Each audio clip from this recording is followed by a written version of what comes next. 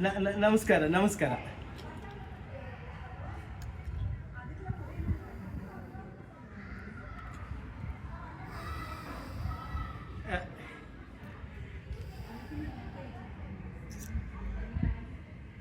ನೋಡಿ, ಮೊಟ್ಟ ಮೊದಲನೇದಾಗಿ ಬಿ ಜೆ ಪಿಯವ್ರಿಗೆ ಹಬ್ಬ ಮಾಡ್ಕೊಳ್ತಾ ಇದ್ದಾರೆ ಅಂತ ಕೇಳಿದ್ರಲ್ಲ. 2026ನೇ ಇಸ್ವಿ ಏಪ್ರಿಲ್ನಲ್ಲಿ ನಾವು ವೆಸ್ಟ್ ಬೆಂಗಾಲಲ್ಲಿ ಗೆದ್ದಿದ್ದೀವಲ್ಲ, ಆವತ್ತೇ ಶುರುವಾಯಿತು ಬಿ ಜೆ ಪಿಗೆ ಹೋಳಿಗೆ ಊಟ ಮತ್ತು ಸಿಹಿ ತಿನ್ನೋ ಒಂದು ಇದು ಬಂತು. ಈಗೇನು ಇದೇನು ಹೊಸದೇನಲ್ಲ ನಮಗೆ. ಆದರೆ ಈ ಗುಲ್ಬರ್ಗಕ್ಕೆ ಸಂಬಂಧಪಟ್ಟಿರ್ತಕ್ಕಂಥ ವಿಚಾರವನ್ನು ನಾವು ಮುಂದೆ ಇಟ್ಟುಕೊಂಡು ರಾಜಕೀಯ ಮಾಡಬೇಕು ಅನ್ನೋದು ನಮ್ಮ ಉದ್ದೇಶ ಅಲ್ಲಮ್ಮ. It's very clear.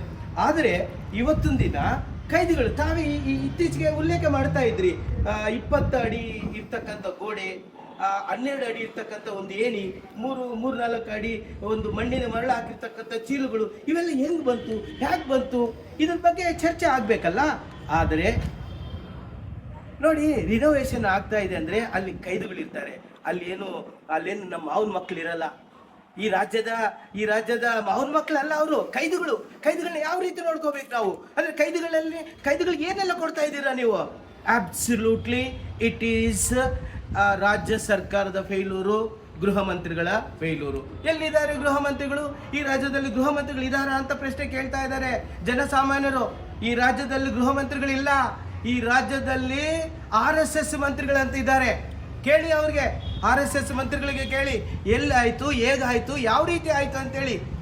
ನೋಡಿ, ಈ 3 ಜನ ಕೈದಿಗಳು ಅವರು ಕೇವಲ ಜೀವಾವಧಿಯ ಶಿಕ್ಷೆಗೆ ಒಳಪಟ್ಟಿರ್ತಕ್ಕಂಥವ್ರು. ಜೀವಾವಧಿ ಅಂತ ಹೇಳಿದರೆ 14 ವರ್ಷ ಇರ್ಬೋದು, ಅಥವಾ till the death of the ಅಂತ ಕೂಡ ಇರ್ಬೋದು. ಅಂದರೆ ಇಡೀ ಅವರು ಅಲ್ಲೇ ಜೀವನ ಕಳಿಬೇಕು ಅಂತ ಜೀವಾವಧಿಗೆ ಶಿಕ್ಷೆ ಆಗಿರ್ತಕ್ಕಂಥವ್ರು ಯಾವ ರೀತಿ ನೀವು ನಡ್ಕೊಳ್ತಾ ಇದ್ದೀರಿ? ಅಂದರೆ ಜೈಲಿನಲ್ಲಿ ರಾಜಾತಿಥ್ಯ ನಡೀತಾ ಇದೆ. ಇದರಲ್ಲಿ ಯಾರೆಲ್ಲ ಕೈವಾಡ ಇದೆ ಅನ್ನೋದ್ರ ಬಗ್ಗೆ ಚರ್ಚೆ ಆಗಬೇಕಾಗಿದೆ. ಬಿಜೆಪಿಯನ್ನು ಇದ್ರ ಹಿಡ್ಕೊಂಡು BJP ಇದರಿಂದ ಏನೋ ವೋಟ್ ಬ್ಯಾಂಕ್ ತಗೋಬೇಕು ಅನ್ನೋದಿಲ್ಲ.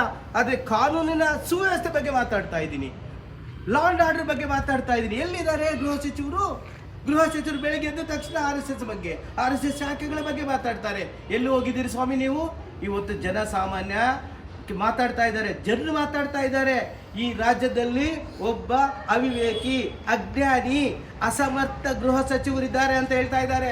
It's not my wordings, it's not BJP wordings, it is a statement made by the public at large.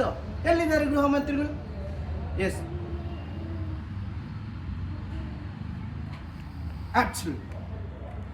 absolutely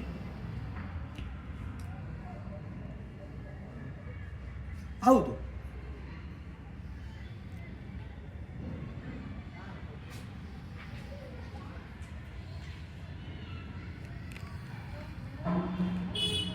ನಾನು BJP ಕಾಂಗ್ರೆಸ್ ಬಗ್ಗೆ ನಾನು ಮಾತಾಡ್ತಾ ಇಲ್ಲ. ಒಂದು ಲಾ ಆ್ಯಂಡ್ ಆರ್ಡರ್ ಬಗ್ಗೆ, ಒಂದು ಜೀವಾವಧಿ ಶಿಕ್ಷೆ ಆಗಿರ್ತಕ್ಕಂಥ ಕೈದಿಗಳನ್ನ ನೀವು ಯಾವ ರೀತಿ ಅಲ್ಲಿ ಟ್ರೀಟ್ ಮಾಡ್ತಾ ಇದ್ದೀರಿ?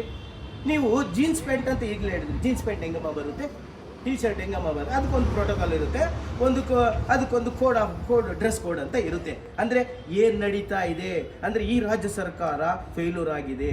ಈ ಕೈದಿಗಳನ್ನ ಅಥವಾ ಈ ಜೈಲಿನ ವಾತಾವರಣವನ್ನು ಜೈಲ್ ರೀತಿ ಇರೋದು ಬಿಟ್ಟು ಒಂದು ಏನು ಹೇಳ್ತೀವಿ ಅದಕ್ಕೆ, ಒಂದು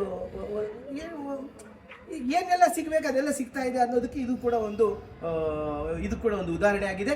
ಈ ಸಂದರ್ಭದಲ್ಲಿ ಜನರ ಪರವಾಗಿ ನಾನು ಕೇಳೋದೇನೆಂದರೆ, ಈ ರಾಜ್ಯದಲ್ಲಿ ಒಬ್ಬ ಗೃಹ ಸಚಿವರಿಲ್ಲ, ಅದಕ್ಕೆ ಬದಲಾಗಿ RS ಸಚಿವರಿದ್ದಾರೆ. ಹೀಗಾಗಿ ಅಕಸ್ಮಾತ್ ಏನಾದರೂ ಗೃಹ ಸಚಿವರಿದ್ದರೆ ಅವರು ತಕ್ಷಣಕ್ಕೆ ರಾಜೀನಾಮೆ ಕೊಡಬೇಕು.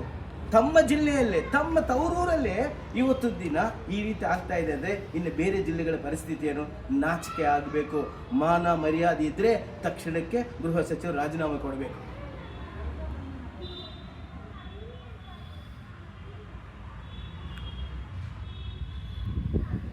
ಇಟ್ಸ್ ನಾಟ್ ಮೈ ಒಪಿನಿಯನ್ ಅಮ್ಮ, ಇದು ಪಬ್ಲಿಕ್ ಅಟ್ ಲಾರ್ಜ್ ಪ್ರತಿನಿತ್ಯ ಕೇಳ್ತಾ ಇದ್ದಾರೆ.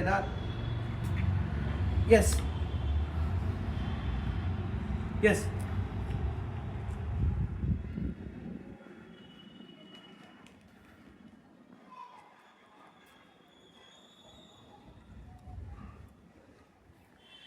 ನೋಡಿ,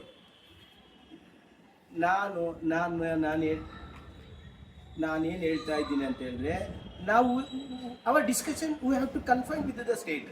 ಈ ರಾಜ್ಯದ ಬಗ್ಗೆ ಈಗ ಮಾತಾಡೋಣಂತೆ. ಯಾಕೆಂದ್ರೆ ರಾಜ್ಯದಲ್ಲಿ ಕೈದಿಗಳು ರಾತ್ರಿ ಓಡೋಗ್ತಾ ಇದ್ದಾರೆ ಅಂತ ಹೇಳಿದ್ರೆ ಇದರ ಬಗ್ಗೆ ಚರ್ಚೆ ಆಗಲಿ, ಅದನ್ನು ಕೂಡ ಚರ್ಚೆ ಆಗಲಿ, ನಾನು ಇಲ್ಲ ಅಂತ ಹೇಳೋದಿಲ್ಲ. ಯಾರೇ ತಪ್ಪಿತಸ್ಥರಿದ್ರು ಕೂಡ ಖಂಡಿತವಾಗಿ ಕೂಡ ಕಾನೂನು ಪ್ರಕಾರ ಶಿಕ್ಷೆಗೆ ಒಳಪಡಲೇಬೇಕು.